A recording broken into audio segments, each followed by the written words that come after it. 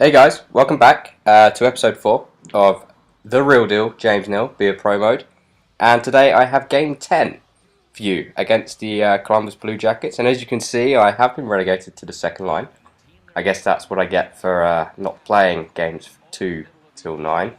But I'm with Gino, so we've got that chemistry going again. And I think Brendan Morrow is on my left wing. So today it is draft day. I'm recording this at, in GMT time, it's just before 4 o'clock. And the draft is at 8 p.m., I believe, Eastern time. Was it 3 p.m. Eastern time, 8 p.m. GMT time. So I shall be watching that in about 4 hours' time. So hopefully this will go up just before the draft. And what I was going to do in this video was just talk about who could possibly be traded. In the last video I spoke about only Chris Letang, really. It was only a short one, about 3.5 minutes long.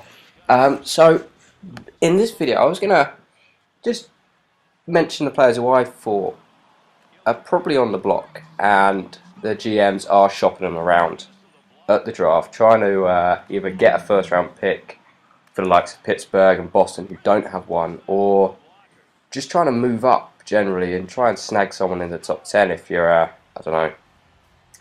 playoff team who's looking to add a young gun, really, a real high potential player, because this draft is absolutely stacked with high talent this year.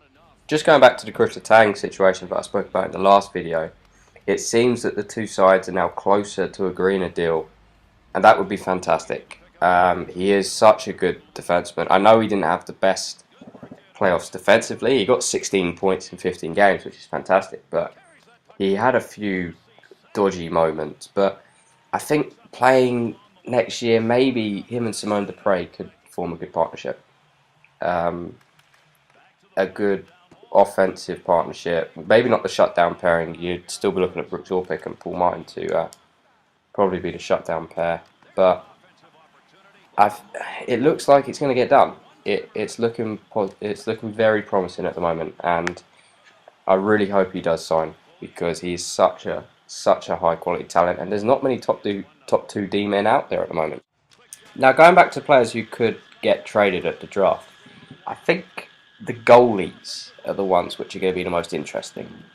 You've still got Roberto Luongo at Vancouver, still on that, was it 5.22222 cap hit per year, and what's that got up to, 2022? What's the twos there, actually? I don't know whether it is 5.2222. I could have just made that up. Or maybe they trade Corey Schneider and they stick with Luongo. I don't know. But they definitely need to move one of them at some point, because they've got a lot of cap space tied up in 9 mil in 2 goalies, which is not really necessary at all. And they need to get rid of one of them and just have a number one. Just have a clear cut number one, instead of playing 2 guys 41 games and not even knowing by the playoffs who's your number one goalie. The other elite goalie who appears to be on the block is Ryan Miller at Buffalo, and he's got 1 year remaining on his contract, and plenty of people are seeing him as a good fit for Philly.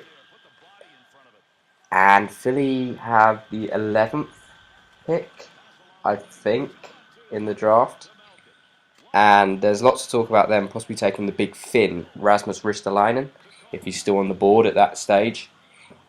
He, outside of Jones and McKinnon, there's lots of rumours that he is the most NHL ready. He's a big guy, he loves to hit people, and there's feelings that he can make an immediate impact to the league. So he's someone that Philly want, but if they were to trade for Ryan Miller, you would think that Buffalo would be wanting that pick, unless they could get their hands on... Well, Philly got a lot of young players in the trade for Richards and Carter, and lots of Simmons, Shen, and Jake Voracek. And they've also got other youngsters like Matt Reed there and Sean Couturier. You would think that Buffalo would be after a player and maybe the pick if Philly thinks that Ryan Miller will re-sign with them after the end of next season, and maybe even look to get a contract drawn up as soon as he comes in. The goalies aside, I'm sure there's going to be lots of moves. With the cap coming down, teams are going to have to move players and look to free up some cap space for the free agency and re-signing of their own players. Two teams which do have quite a lot of cap space are the Ottawa Senators, I believe, who are about 22 million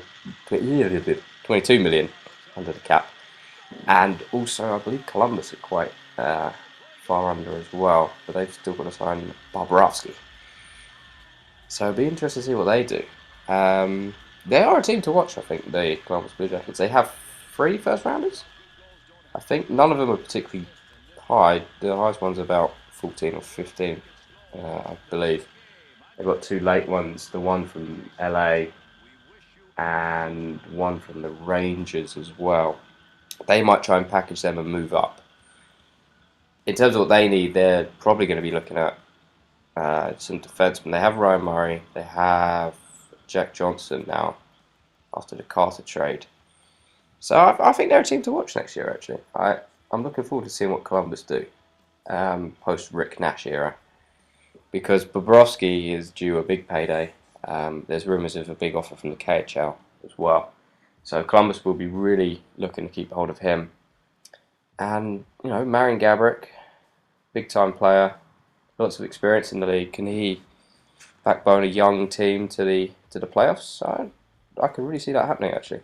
And just one final thing before we end the video.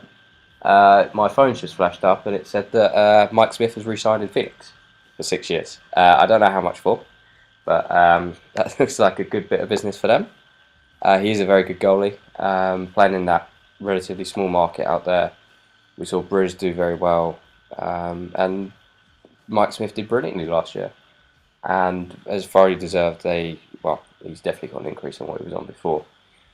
And hopefully he can continue that and look to rebuild on what has been a couple of good seasons for him after being a backup at Tampa for a while.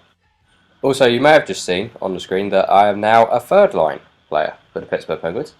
I've been dropped from Gino's line, and I'm now down with Brandon Sutter on the third line. So in the next game, you'll be seeing a bit of gameplay with Brandon Sutter, and I think Pascal Dupuis is on the left wing there. But that's it for today, guys. I hope you enjoyed the draft. I hope your team gets what you want them to get. Let me know what you think, who your team should take, and after, what you think of who your team has selected. Okay, guys, I shall see you tomorrow. Enjoy the draft.